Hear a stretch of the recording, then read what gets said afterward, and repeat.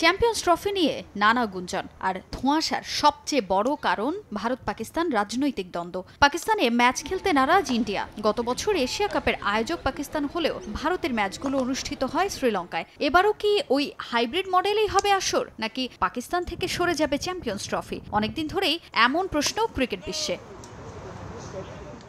তবে সমস্ত গুঞ্জন উড়িয়ে দিলেন PCB chairman Mohsin Naqvi. Venue বদলের কোনো পরিকল্পনা নয়, বরং নিজেদের অবস্থান নিয়ে পরিষ্কার তিনি। তবে ভারত যে পাকিস্তানে গিয়ে খেলতে নারাজ তা স্পষ্ট নাকভির কথায়। তাই ভাবনায় রয়েছে হাইব্রিড মডেলে ম্যাচ আয়োজনও।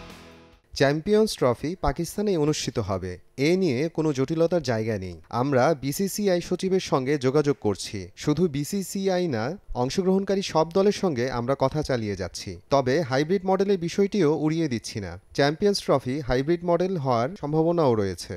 এই টুর্নামেন্ট সফলভাবে আয়োজন করতে সব কার্যক্রম চলছে পাকিস্তানে। লাহোর, করাচি ও রাওয়ালপিন্ডির স্টেডিয়ামে চলছে সংস্কার কাজ। অবকাঠামোগত উন্নয়ন শেষে চ্যাম্পিয়ন্স ট্রফির জন্য ভেন্যুগুলো খুব শিগগিরই খেলার জন্য প্রস্তুত হবে বলে জানান পিসিবি চেয়ারম্যান।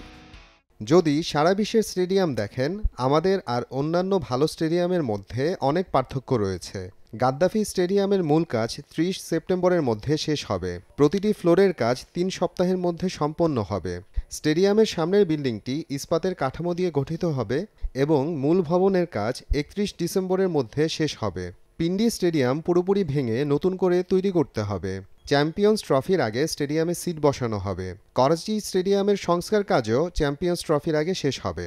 তবে মাত্র 6 মাসের মধ্যে 3টি ভেন্যু সংস্কার করে খেলার উপযোগী করে টুর্নামেন্ট মাঠে গড়ানো সম্ভব কিনা তাই এখন দেখার বিষয়। তাজিন খন্দকার, সময় সংবাদ।